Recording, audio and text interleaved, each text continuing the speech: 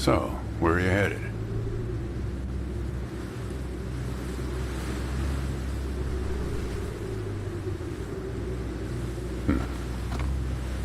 Not the talkative type, eh? That's okay. Most people I pick up are just waiting for their turn to talk.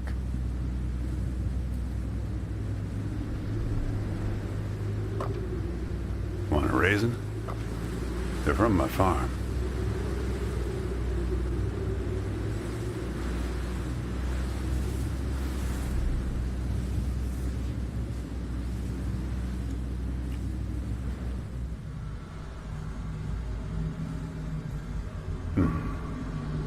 You don't look so good. Guess those things don't agree with you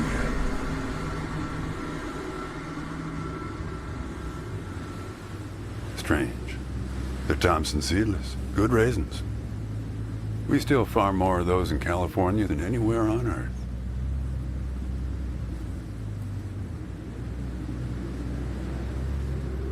You want to know the clearest evidence that reality isn't real?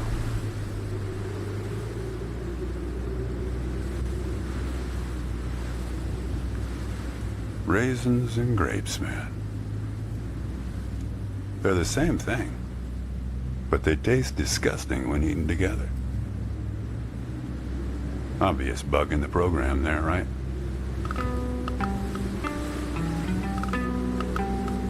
Memory's a slippery thing. Think about when somebody asks you about this ride later, assuming you even know where you're going, and get someplace where somebody can ask you, "Hey, how'd you get here anyway?" They'll ask you, "Oh, I hitched." And your brain will flash back for a second when you say this. And it'll show you a frozen snapshot of yourself, sitting in this car, talking to me, like we are right now. But which moment will it actually show you? Will it be this one? Or this one? Or this one? We think we remember how people really were, how our lives together really were. But when we think back to them, even the people we cared about the most, all we're doing is snatching moments out of the air, just grabbing another raisin out of the box.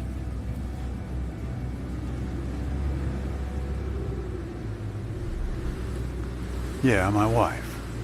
She's dead now, but you probably guessed that.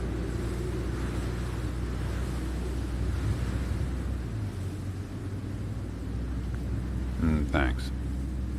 But you don't look like you're doing so well yourself. Takes one to know one, right? I can always spot someone who's grieving along this highway. They usually stand on the road with a dazed look on their face and their thumb up in the air.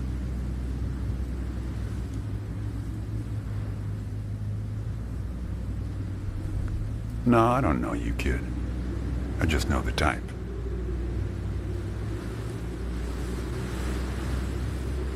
Hey, do me a favor and close the window, would you?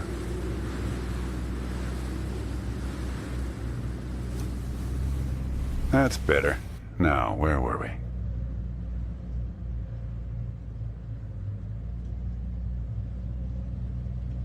Yeah, a fair number. But after a while, you start seeing the same few archetypes over and over.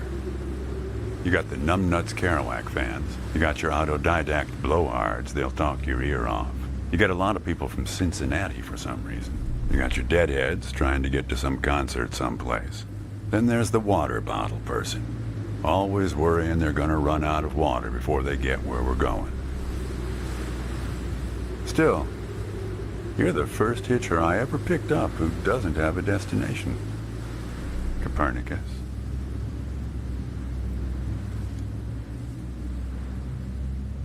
Seems like the right name for a guy who's traveling the world without knowing where he's going. You just sit back, Copernicus, and invent a language where false statements are impossible. What?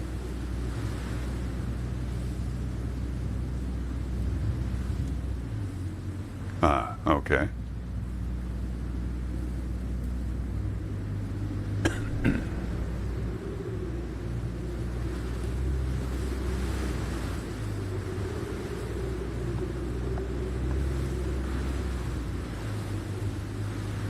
You know, when I was a kid, my brother and I used to drive our parents crazy on long drives together.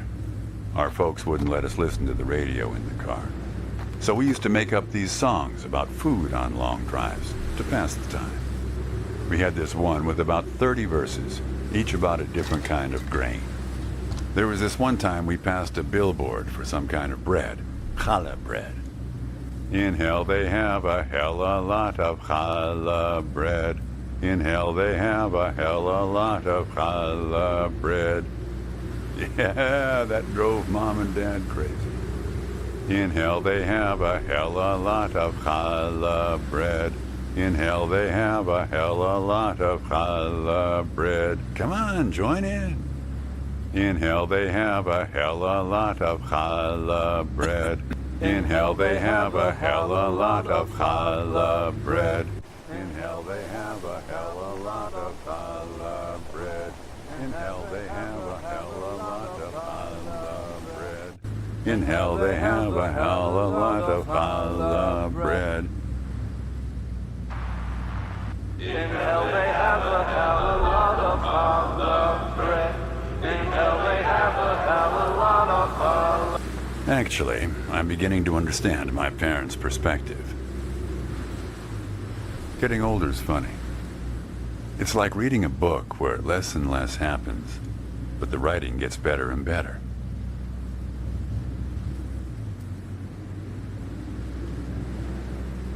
Thanks. I got it from an app. It's this app with philosophical sayings. My wife got it for me to make me sound smarter.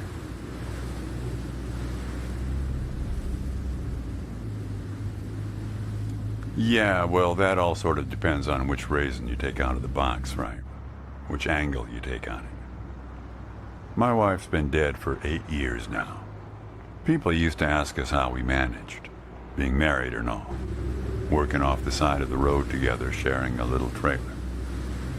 The truth is, nobody knows how good it's supposed to be. You're kind of guessing on all that.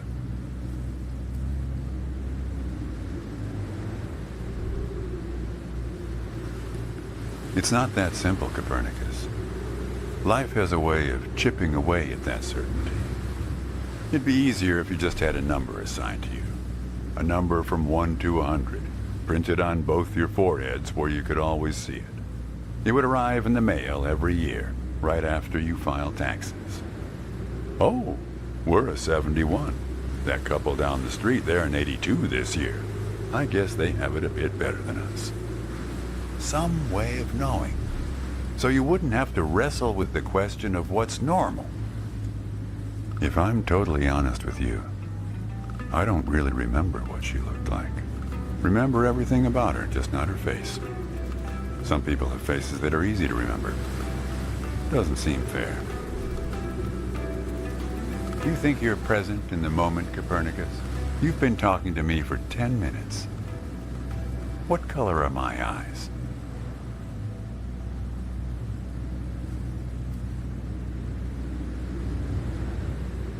Nope.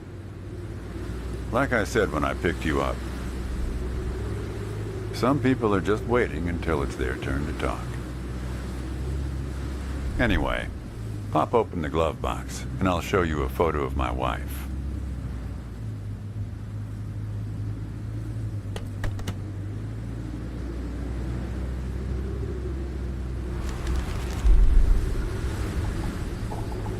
Hey, where'd you get that? That's not her. And that guy there, he looks like you.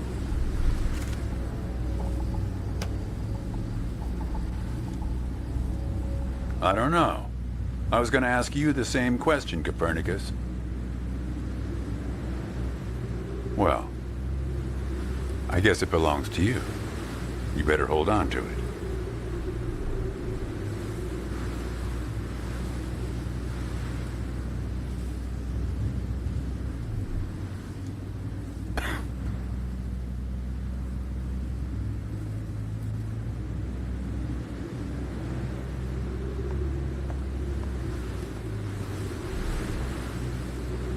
Want to hear a joke? Why did the raisin take the prune to the dance.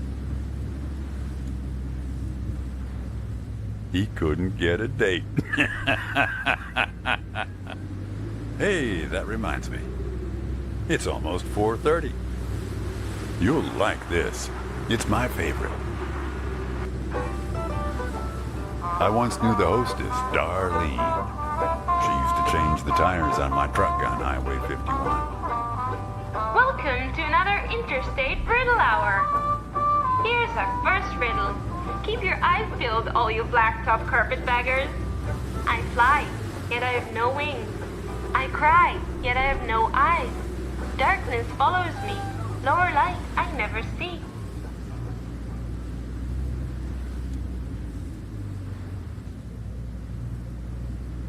Very good. Here's our next one. A gatekeeper forever bound. He opens and shuts with a similar sound.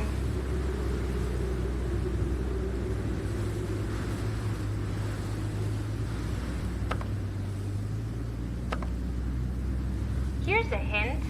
Think metal teeth that open and shut.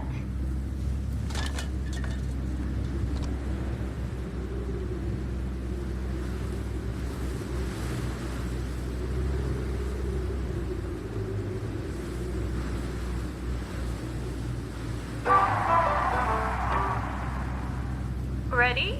Here's one more. He lies without touching the ground.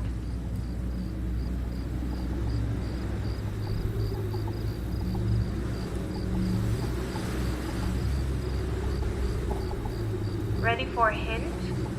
I never did like changing his tires, the lying liar.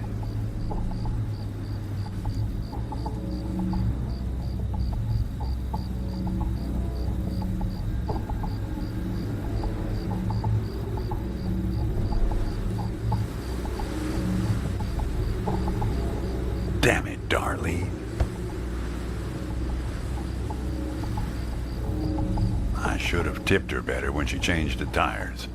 She's been out to get me ever since.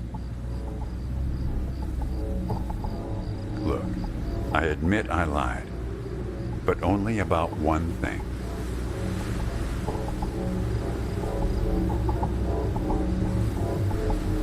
Yeah. I recognized you right away on the side of the road. Knew right away you're the guy who took photos of me in my trailer for that magazine.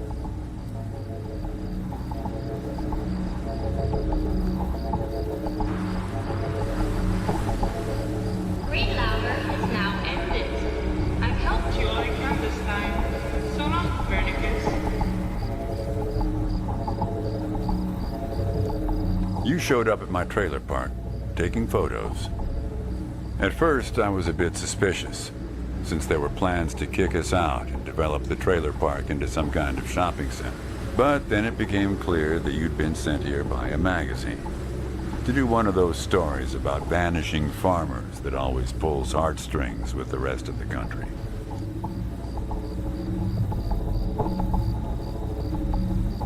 Let's not kid ourselves. You don't seem like a guy who wants to know. Don't forget, you picked this car every bit as much as I chose to stop for you. You picked this car, picked me, not to feel anything.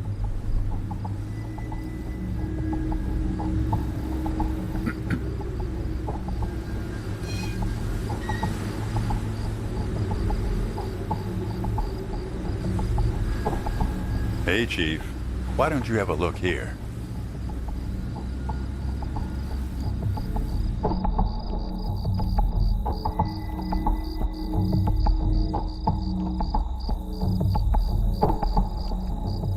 Now you see what I mean? I'm one of the good guys here.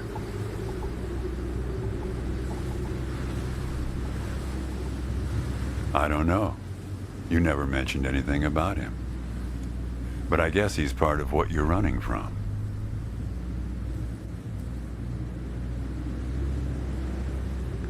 Here, I'll try to explain.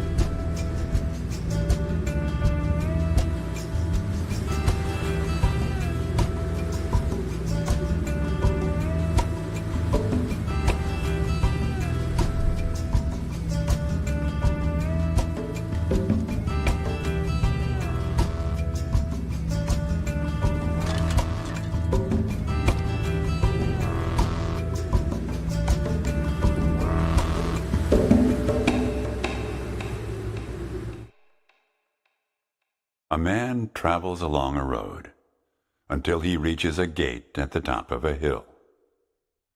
The road has been long and straight so far, and the going has been easy. But now the man can't go any further, so he takes a seat by the road to rest. The man waits, and after a length of time that seems neither short nor long, the gate opens, and a guard appears. The man asks the guard for entry, but the guard says he cannot let him enter at the moment. The man thinks for a second and asks if he will be allowed through later. It is possible, says the guard, but not now. The gate now stands slightly open, and the man tries to look through it longingly. His journey has been easy so far, and he misses the feeling of the open road. The guard notices and laughs. Even if you could gain entry, there are many gatekeepers after me. Some are much stronger than me, and I'm afraid to look upon them. So there the man waits, for days, months, years, waiting to enter. One day, when he's given up hope of entering, a single question occurs to him, one he has not thought of before. Why, he wonders aloud, are there no other travelers at this gate? Early in my journey, the road was crowded with them, and yet, in all these years, no one but myself has waited in front of this gate. The man is surprised to hear an answer come from a voice next to his ear. "It is you who made this gate," says a bird perched by his shoulder. "So it exists for no one but you."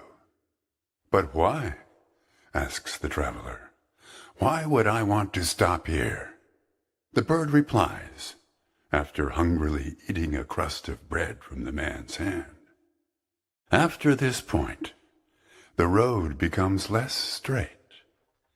It becomes like the tree in which I live, splitting into dozens, hundreds of branches. The path becomes impossibly narrow and frail, and crowded with the view of other paths one could have taken. There's only one point ahead on the road where all paths converge, where all points join, where the light shines through skin and through lies. But it's never been reached by one of your kind, a traveler who walks on feet." "Shoo!" cries the guard, chasing the bird away. "Don't listen to his nonsense." Having said this, he takes a seat next to the traveler, but not before closing the gate forever. So when you think about it, who knows how long we've been sitting here, just like this, on this road. Take it from me, it's better to face things with, what's it called again? Fortitude. Better not to feel too much. Want a raisin?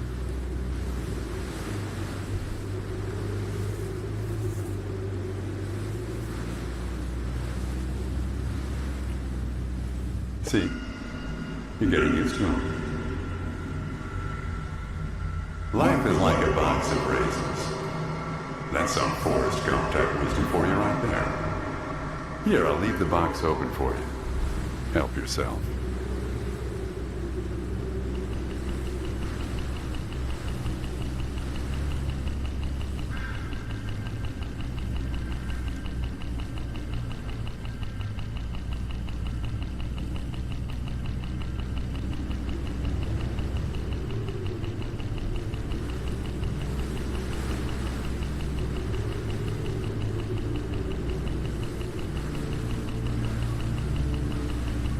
You don't want to do that. There's no telling what those birds will do once they start swarming.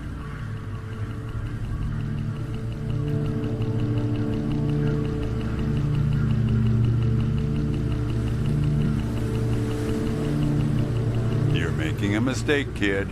You don't know where they're taking you. Look, I'll help you. I'll help you figure out what happened when she came back from Europe.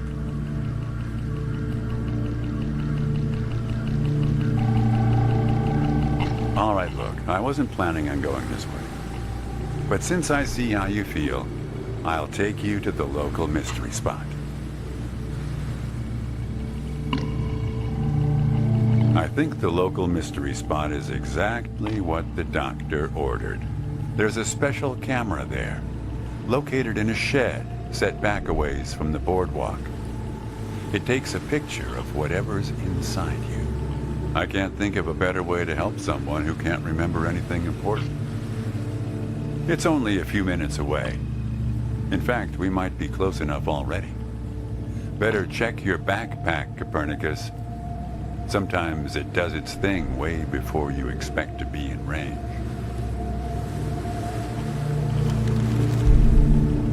That's not a good look for either of you. I guess you'll be needing to get to the bottom of that. Just remember, there are many more gates ahead and many more guards. I'm pretty much the friendly drunken uncle of the bunch. Well, good luck to you, kid. Oh, one more thing. What did the grape say when he got run over by a car?